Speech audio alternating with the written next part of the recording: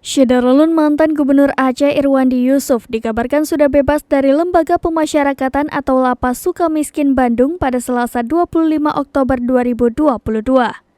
Informasi ini disampaikan oleh istrinya Stevi Bure saat dikonfirmasi serambinews.com melalui WhatsApp pada Selasa 25 Oktober 2022 malam. Memang kabar ini sudah berhembus sejak awal Oktober lalu, karena terhitung tahun ini Irwandi sudah menjalani 2/3 masa pidana yang menjadi salah satu syarat mendapatkan pembebasan bersyarat.